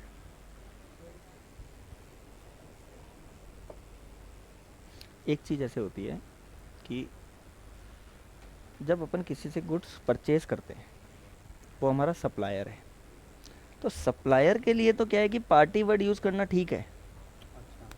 बट कस्टमर के लिए पार्टी वर्ड यूज़ करना ठीक नहीं है, क्योंकि वो हमारा, हम उससे वैसे बायर डील है नहीं वो कर रहे, हमारा। वो हमारा बायर है। तो बायर या तो कस्टमर हो सकता है, हाँ। या डेटर हो सकता है, या ट्रेड रिसीवेबल हो सकता है।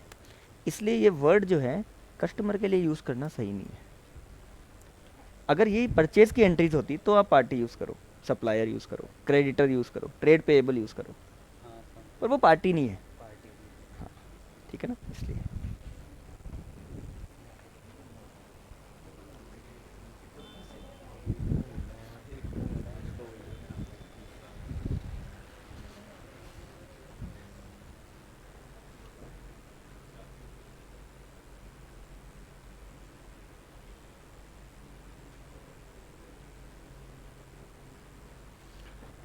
यशवर्धन, सेल्स रिटर्न जो है वो ये होता है जब कस्टमर ने हमें एक्चुअल में गुड्स रिटर्न कर दिए। आप एक बेसिक कॉन्सेप्ट समझो, सेल्स रिटर्न वो होता है जब कस्टमर ने हमें गुड्स रिटर्न कर दिए। और इन्वेंट्री विथ कस्टमर का मतलब है उसने गुड्स रिटर्न नहीं करे हैं, लेकिन उसने ये भी नहीं बोला है कि मैं आपको रिटर्न करूंगा या सेल करूंगा, क्या करूंगा। तो हमारे गुड्स जो कस्टमर के पास हैं, तो वो सेल्स रिटर्न नहीं हुआ है वो, लेकिन वो कंफर्म नहीं है कि वो सेल्स होगा या सेल्स रिटर्न होगा। इसलिए 31 मार्च को जो हम अकाउंटिंग करेंगे उसमें हम अपनी इन्वेंट्री में बैक उसको लेने के लिए हम एंट्री करते हैं inventory with customer to trading account, क्योंकि वो एक्चुअल में सेल्स रिटर्न नहीं है। हम उसको सेल्स रिटर्न कैसे मान ले? अगर कस्टमर ये बोल दे भाई मैं तो ये गुड्स रखना चाहता हूँ, और बाद में वो सेल हो जाए, तो हम उसको सेल्स रिटर्न कैसे मान लें? तो इन्वेंट्री विद कस्टमर का मतलब होता है हमारे गुड्स कस्टमर के पास है जो हमें अपनी क्लोजिंग स्टॉक में ऐड करना है, तो वो हमारे सेल्स रिटर्न नहीं है, that is not our sales return. Sales return तब होगा जब कस्टमर कंफर्म कर देगा भैया ये गुड्स अपने अपने पास रखो, मुझे नहीं चाहिए। जिस दिन कस्टमर ने बोल दिया उस दिन सेल्स रिटर्न मानेंगे। जब तक वो नहीं बोल रहा है तब तक दोनों चीजें हो सकती है, वो सेल्स रिटर्न भी हो सकते हैं और सेल्स भी हो सकते हैं। दैट इज द रीजन हम इन्वेंट्री विद कस्टमर लिखते हैं उसको। लिख लिए? Next entry,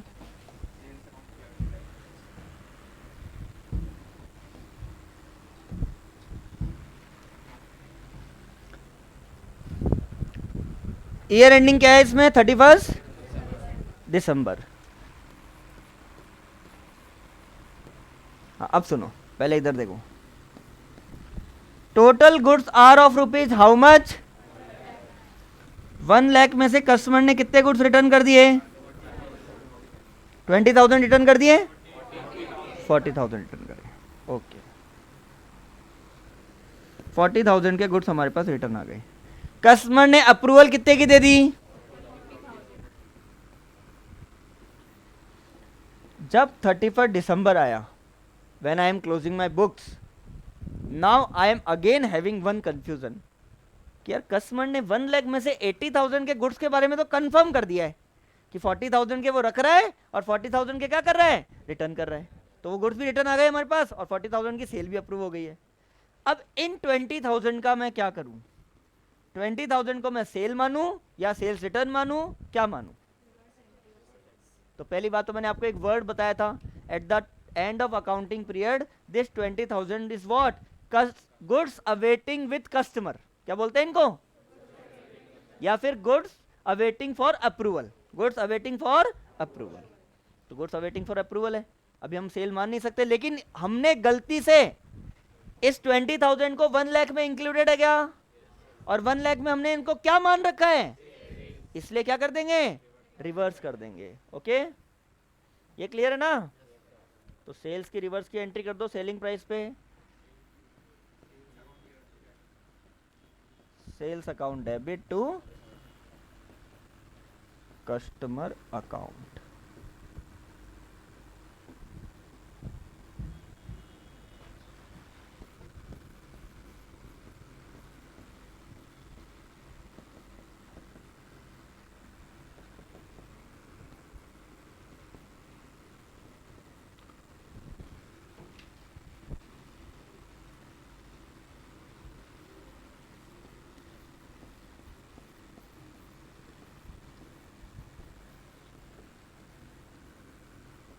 goods awaiting with customer and reverse entry made.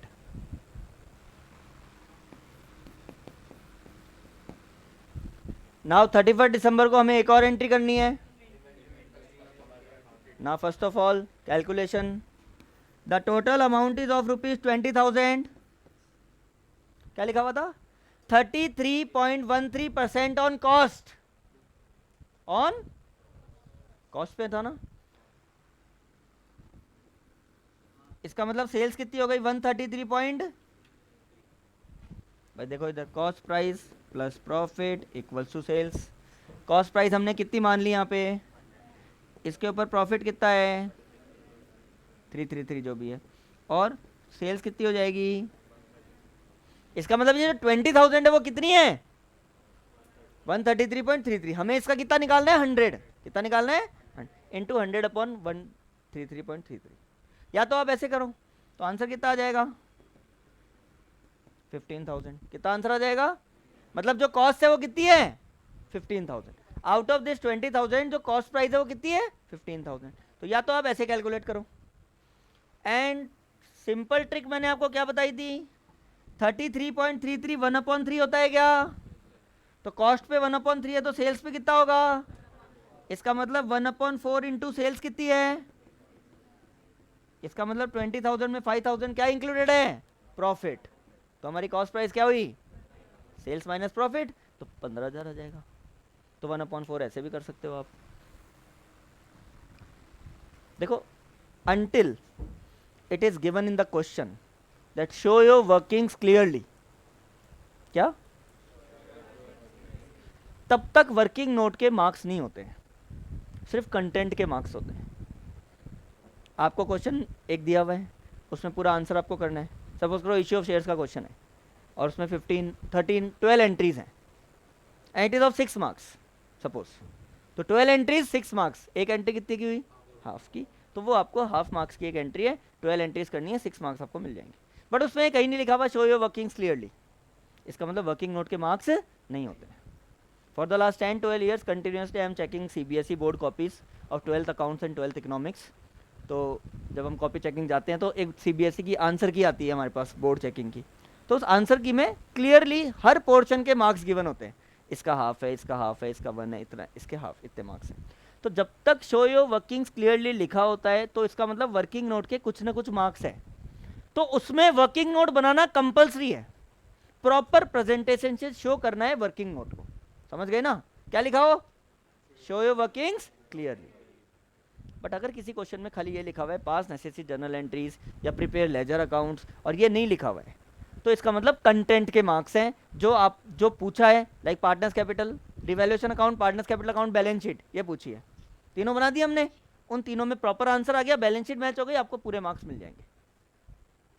अब न्यू पार्टनर के बेस पे जो एडजस्टमेंट हुआ है वो एडजस्टमेंट कैसे हुआ है, वो अमाउंट कैसे आया है, वो चाहे आप रफ में करो, उनको मतलब है सिर्फ कंटेंट से. तो वर्किंग नोट के मार्क्स नहीं होते. तो इसलिए मैंने ये ट्रिक बताई है कि अगर वर्किंग नोट नहीं लिखा हुआ है तो आप डायरेक्टली सॉल्व करके उसका आंसर दिखा सकते हो. और शो योर वर्किंग क्लियरली तब आपको दिखाना पड़ेगा 100/133.33 कि ये 15,000 आया कहाँ से. समझ गए ना? ये क्वेश्चन की लैंग्वेज में आपको समझना है. तो इसकी एंट्री क्या हो जाएगी? Inventory with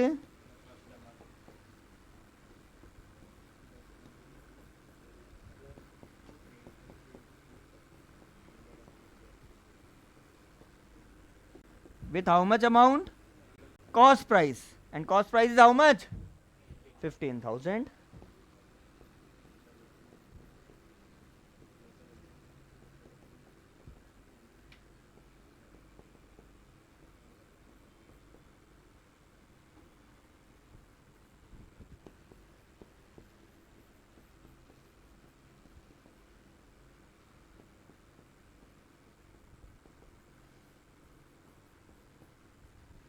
recorded in trading account और क्लोजिंग स्टॉक भी लिख सकते हो.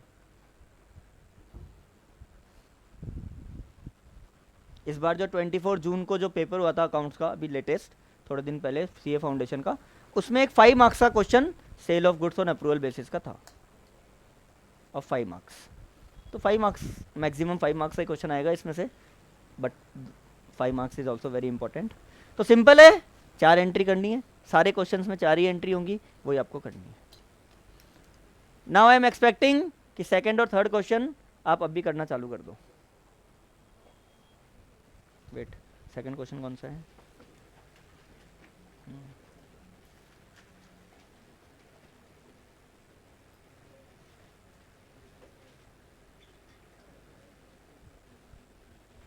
सेकंड, पहले सेकंड क्वेश्चन करो।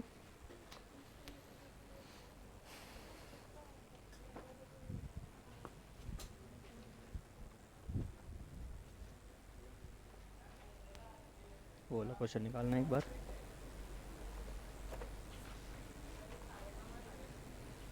इसकी कैलकुलेशन दिखाना पीछे।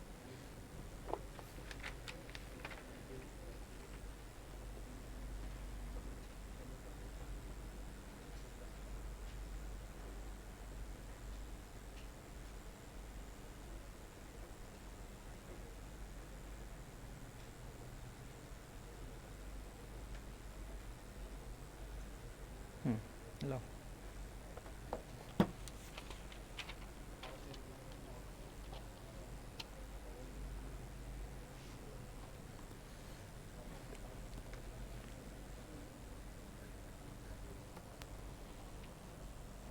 अब एक्चुअली उन्होंने क्वेश्चन में क्या कंफ्यूज कर रखा है, पहले तो उन्होंने लिख दिया 1/3 और 2/3, बट लेटर ऑन जो प्रपोर्शन है वो प्रपोर्शन नहीं देके उन्होंने सिर्फ इतना लिखा है कि 2825 उसको सेंड किया है। तो अब हमें प्रपोर्शन निकालना है, हमें क्या निकालना है? तो हम ये मान रहे हैं कि भाई पहले के उसका ड्यू कितना था और हमने इतने और भेज दिए, मतलब अब हम उसके कितने रुपए मांगते हैं?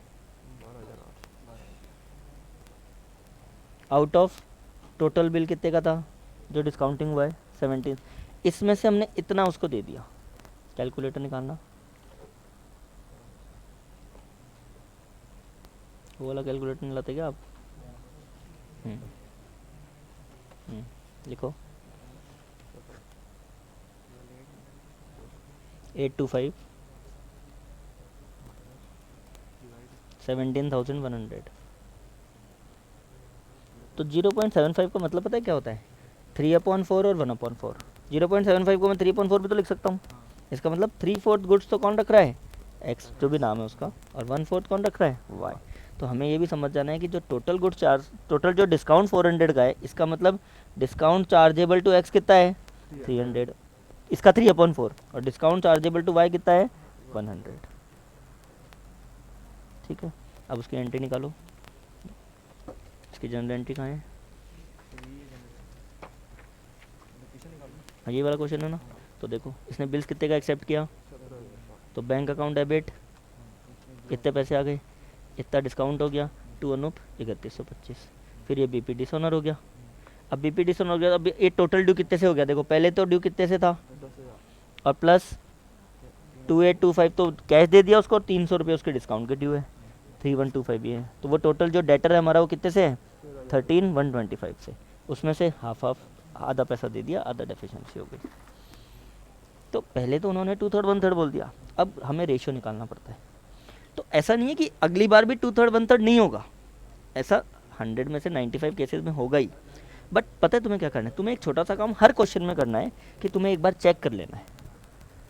जैसे पता है पिछले बार जितने भी क्वेश्चन करे थे उसमें जब अपन ये कैलकुलेशन 2/3 के अकॉर्डिंग कर रहे थे तो अमाउंट एग्जैक्टली इतना ही आ रहा था, तो हमें कोई प्रॉब्लम हुई नहीं।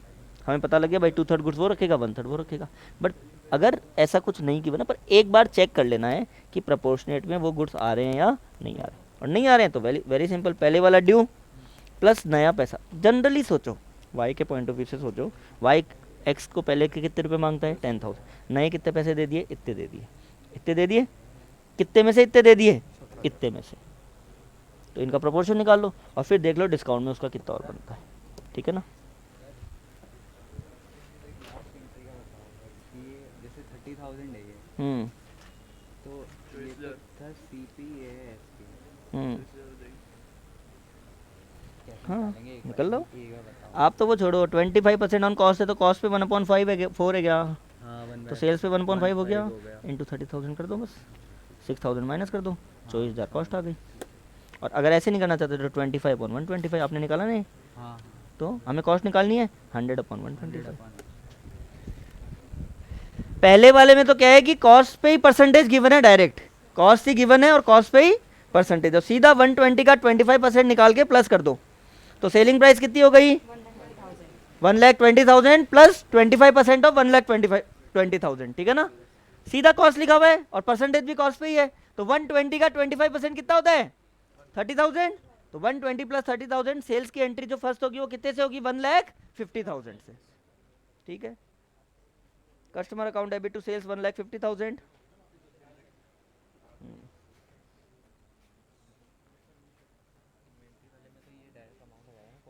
नहीं, काटो इसको, वेट,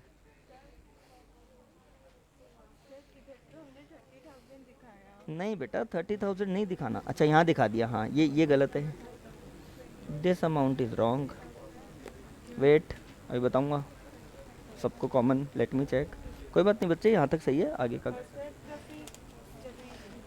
इसके अंदर फिर सर यहाँ पे सर ये तो बराबर होना चाहिए ना, तो इधर बराबर नहीं होगा बेटा, बराबर नहीं होगा। ये सेल्स प्राइस है, ये कॉस्ट प्राइस है। तो सर इधर 2 प्रॉफिट करके 5,000 लिख सकते हैं, इधर 20,000। नहीं बिल्कुल नहीं लिख सकते। एक्चुअली ये जो हम रिकॉर्ड कर रहे हैं किस में रिकॉर्ड कर रहे हैं, सेल्स में, और ये रिकॉर्ड किस में कर रहे हैं, क्लोजिंग स्टॉक में। तो सेल्स की एंट्री हमेशा सेल्स प्राइस पे होती है, क्लोजिंग स्टॉक में जो गुड्स होते हैं वो हमेशा कॉस्ट पे होते हैं। उसकी रिकॉर्डिंग किस पे होती है, कॉस्ट पे, इसलिए हमें ये पूरी एंट्री किस पे करनी है, कॉस्ट प्राइस पे, और इसमें ये पूरी एंट्री किस पे करनी है, सेल्स प्राइस पे। Is that clear. तो सर ये इक्वल नहीं होगा तो चलेगा। टर्म ही अलग अलग है, क्लोजिंग स्टॉक अलग है, सेल्स अलग है। सेल्स जो होती है वो सेल्स प्राइस पे होती है, क्लोजिंग स्टॉक जो होती है कॉस्ट पे होती है। उसका रिकॉर्डिंग ही कॉस्ट पे होता है, तो उसको ऐड भी किस पे करेंगे, कॉस्ट पे करेंगे, और उसको ऐड ही किस में करेंगे, सेलिंग प्राइस पे करेंगे। हाँ 1 मिनट, डाउट ये जो इसकी एंट्री होगी गुड रिटर्न बाय कस्टमर, उसकी एंट्री होगी एसआर टू कस्टमर, इसके अंदर दे रखा है सेल्स टू ट्रेड तो रिसीव। मैंने बताया था ना, कस्टमर, डेटर, ट्रेड रिसीवेबल तीनों एक ही बात है। नहीं तो रिटर्न में तो सेल्स रिटर्न, वो एंट्री गलत है, काट के उसको सेल्स रिटर्न कर लो, बुक में एंट्री गलत है।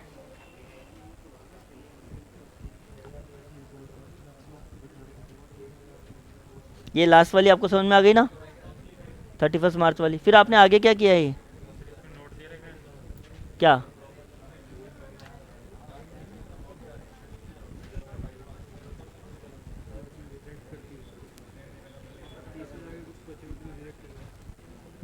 ठीक है, बट 31 मार्च तक भी करके छोड़ दोगे तो कोई प्रॉब्लम नहीं है। हाँ कस्ट एंट्री तो सही है, बट उसको दिखाने की ज़रूरत नहीं है। चलो हाँ जी, नहीं बेटा पहले वाली एंट्री दिखाओ। ये 24 कैसे आया, समझ में आ गया। चलो so I am repeating, pay attention, जिसने भी आंसर कर लिया। फर्स्ट एंट्री आपने करी होगी कस्टमर टू सेल्स 1,50,000, सबकी सही है क्या। Second entry sales return account debit to customer 80,000। Third entry no entry because customer ने गुड्स अप्रूव कर दिए, कितने के। अच्छा अब कैलकुलेशन, 1,50,000 के टोटल गुड्स थे, उसमें से कस्टमर ने रिटर्न कितने कर दिए, सेल कितनी मान ली 120, बचा कितना 30,000। तो ये जो ये कौन सी प्राइस है, तो सेलिंग प्राइस की एंट्री रिवर्स एंट्री क्या होगी, sales to customer 30,000। Third entry sales to customer 30,000। अब लिखा हुआ था 25% ऑन कॉस्ट, कॉस्ट पे 25% है। अगर नॉर्मल ट्रिक मानोगे तो 1/4 लिख सकते हैं क्या इसको, तो सेल पे कितना होता है, इसका मतलब 30,000 का 1/5 6,000 इसमें प्रॉफिट इंक्लूडेड है। तो इन्वेंट्री कितनी होगी, अगर आपको ऐसे नहीं करना है तो 30,000 इंटू 25 अपॉन या 100/125, कॉस्ट निकालनी है ना हमें।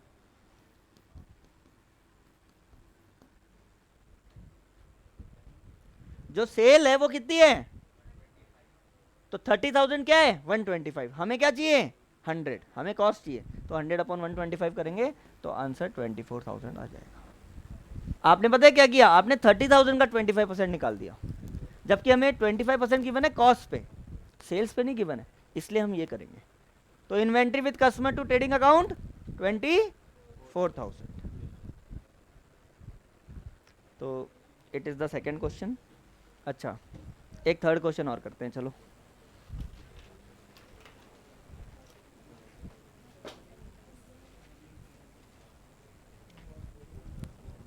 अलग हटके है।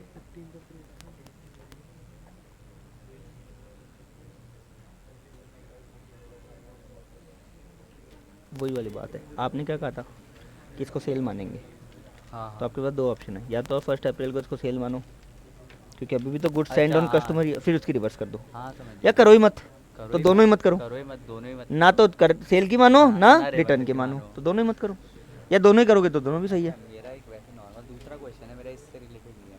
सर मान लो हम सीवी बना रहे हैं, ठीक है, उसमें हमारे पास एक पोर्शन, मतलब एक क्वेश्चन ये आया कि आपको सिर्फ चेक रिसीव हुआ है अभी, हम्म वो अभी बैंक में नहीं हुआ, हम्म। तो उसकी एंट्री होनी चाहिए ना, cheques in hand to party, हाँ, दोबारा बोलो। Cheque cheques in hand to party, cheque receive हुआ है हमें, सिर्फ हाँ चेक रिसीव हुआ है, हाँ, तो उसको हम सीवी में कैश थोड़ा ना कंसिडर कर सकते हैं कि कैश टू पार्टी थोड़ा ना एंट्री होनी चाहिए, checks in hand cash equivalent थोड़ी ना रहेगा सर। नहीं कैश इक्विवेलेंट होता है, सर कैसे अपने पास पैसा रिसीव थोड़ी ना हुआ।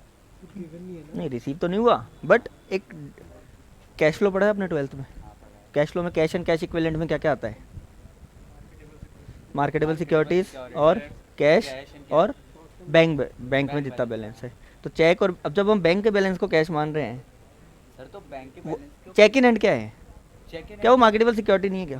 हाँ है। All those products which are highly liquid and can be easily convertible into cash as soon as possible, तो चेक को भी तो कैश में कन्वर्ट करा सकते हैं ना हम, 3 महीने की टाइम पीरियड होता है, नहीं होता नहीं, तो वो भी तो मार्केटेबल सिक्योरिटी का पार्ट है, तो वो कैश एंड कैश इक्विवेलेंट का पार्ट है, हाँ। तो जब हम उसको कैश एंड कैश इक्विवेलेंट मान रहे हैं तो उसको कैश भी मान सकते हैं।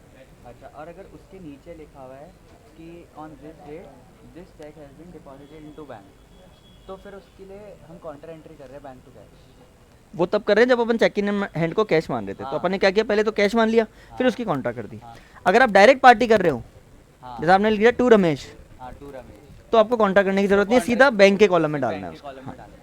पर अपन एंट्री पता है क्या कर रहे हैं, पहले अपन ने क्या किया, cheque in hand to Ramesh, हाँ चेक इन इनटू रमेश, तो हमने क्या मान लिया, पहले उसका चेक आया, फिर हमने उस चेक को बैंक में डाला, तो bank to cheque in hand, bank to cheque in. तो जब हम bank to cheque in hand कर रहे हैं तो उसको कैश मान रहे हैं कि ऐसे कैश हमने डिपॉजिट करा, इसलिए कॉन्ट्रा कर रहे हैं हम उसकी।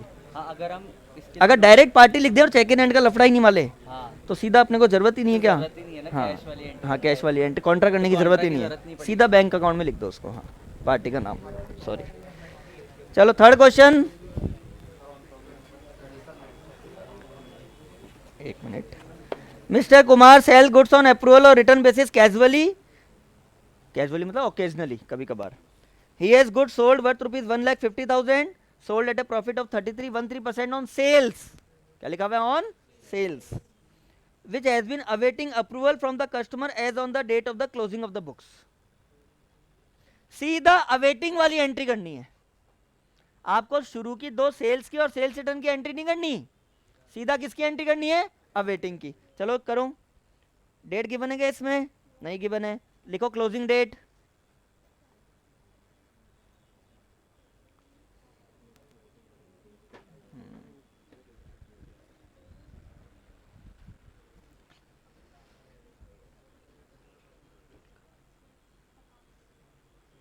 नहीं बेटा सेकंड क्वेश्चन में खाली 4 ही एंट्री करनी है, हेमंग एंड यशवर्धन, आपको खाली 4 एंट्रीज करनी है, अगली जो 15 अप्रैल वाली 2 एंट्रीज हमें नहीं करनी है। इसका मतलब ये है कि वो एंट्री ऑलरेडी हमें 31 मार्च तक की अकाउंटिंग करनी होती है, तब तक हम कर चुके हैं, तो उसके आगे जो 15 अप्रैल को जो एंट्रीज हुई है उसकी कोई एंट्री नहीं करनी है, वही नोट में लिखा हुआ है, it has already been reversed, तो हमें अलग से कोई एंट्री करने की जरूरत नहीं है। Is that clear Hemang and Yashvardhan, 4 entries करनी थी, ओके। तो फर्स्ट एंट्री क्या करी थर्ड क्वेश्चन में, sales account debit to customer 1,50,000, सीधा वेटिंग की, और 1,50,000 का सीधा सीधा लिखा हुआ है कितना परसेंट, प्रॉफिट कितना है उसमें 33.13% ऑन सेल्स, ऑन सेल्स, मतलब सीधा इसका 1/3 प्रॉफिट है, इसका मतलब 50,000 प्रॉफिट है, तो कॉस्ट कितनी हुई कॉस्ट 1 लाख हो गई क्या? हाँ बेटा यू, इसमें सीधा सेल का 1/3 लिखा हुआ है, तो इसका 50,000 प्रॉफिट है, तो sales minus profit equals to cost. तो सेल्स माइनस प्रॉफिट 50,000, तो कॉस्ट कितनी आ गई? 1 लाख। अब 1 लाख क्या है? Inventory with customer to trading account 1 lakh. यहां तक की कहानी क्लियर है। अब आगे की भी एंट्री करनी है। ये बोल रहा है 75% ऑफ द गुड्स, बाद में जाके कस्टमर ने अप्रूव कर दिया। क्या क्या अप्रूव कर दिया? कि 75% गुड्स हम रखना चाहते हैं, तो वापस सेल की एंट्री कर दो। सेल की एंट्री क्या होगी? Customer account debit to sales, और इसका 75%, 1,50,000 का 75%, 1,12,500। Customer account debit to sales 1,12,500। तो पहली तो अवेटिंग वाली दो एंट्रीज नहीं बेटा, इसमें यहाँ से क्वेश्चन पढ़ो। Approval return basis casually he has sold goods worth rupees. अब इसमें डेट वेट तो कुछ गिवन नहीं है, इसमें सीधा यहाँ से हो रहा है विच हैज बीन अवेटिंग। पूरे के पूरे गुड्स क्या है? अवेटिंग है, तो हम अवेटिंग से स्टार्ट कर देंगे। तो सर सेल्स के बिना वेटिंग कैसे हो सकती वो पहले हो चुकी है, हमें अकाउंटिंग नहीं करनी उसकी। अकाउंटिंग तो कर चुके हैं हम। कब कर चुके हैं? इसमें डेट नहीं गिवन है, हम तो सीधा 31 मार्च की एंट्री कर रहे हैं। डेट गिवन होती तो पहले हम पहले वो करते फिर ये करते। हम तो सीधा 31 मार्च को एंट्री करें, तो 31 मार्च को एंट्री किसकी करनी है? अवेटिंग की करनी है। ठीक है ना? है ना, मतलब ये इसका वो परसेंटेज निकालना होता है कितना प्रॉफिट है, तो हमेशा है ना सेल्स वाला फ्रैक्शन ही लेंगे क्या? कॉस्ट भी ले सकते हो, क्वेश्चन पे डिपेंड है बेटा, अलग अलग क्वेश्चन अलग अलग है। इसमें लिखा हुआ है 3313% ऑन सेल्स, तो हमने सीधा सेल का 3313% निकाल लिया, तो हम 33 100/133.33 करते। तो 1/4 लिखते हैं। हाँ हाँ 1/4 3/4, मतलब अगर हमें कॉस्ट निकालनी है तो 3/4 लिखते हैं। और प्रॉफिट के लिए 1/4, मतलब हाँ। हमेशा सेल्स का ही लेंगे। कॉस्ट पे भी ले सकते हैं वो क्वेश्चन। अभी तो आपने 2 क्वेश्चन करे ना, पहले वाले क्वेश्चन में कॉस्ट पे था। लेकिन सर हमने फ्रैक्शन तो सेल्स वाला ही लिया था उसमें भी। हाँ फ्रैक्शन सेल्स वाला लिया था, क्योंकि परसेंट हमें अमाउंट किस चीज़ का गिवन था? सेल्स का। कई ऐसा क्वेश्चन होगा जैसे उस हमें कॉस्ट ही गिवन है और सेल प्राइस ही नहीं गिवन है, तो हम कॉस्ट के अकॉर्डिंग ले लेंगे। वो अब 2-4 क्वेश्चन करोगे आपको आ जाएगा। तो फर्स्ट सेकंड थर्ड तीनों क्वेश्चन हो गए ना? इसके अंदर अब पहले जैसे वो 1 अप्रैल आएगी जैसे एक्सपायरी के बाद में, तो उसमें पूरी वो 75% ये करनी है, 100% सेल्स की करके बाद में रिटर्न। नहीं, अगर हमें डेट गिवन ही है, वो भी सेल्स की डेट गिवन है, तो हम सीधा 15 अप्रैल को ही करेंगे ना। 1 अप्रैल को करेंगे ही क्यों? हमें 31, हाँ सीधा 75% की सेल्स की एंट्री कर देंगे, बाकी की एंट्री कुछ नहीं करनी, क्योंकि वो ऑलरेडी रिवर्स हो चुका है। हाँ ऑलरेडी वो गुड्स हमारे पास आ चुके हैं, तो दोबारा एंट्री करने की ज़रूरत नहीं है। उसके बाद में केवल एक एंट्री होगी हाँ 75% की। हाँ 25% ये नहीं कुछ नहीं करेंगे, करनी। इसमें 3 करनी है, इसमें 2 करनी है। बस ऊपर की 2 हो गई, इसकी तो 2 हो गई ना, सेल्स हो रही है। अब एक और होगी 15 अप्रैल को सेल की एंट्री, कस्टमर टू सेल्स 1,12,500।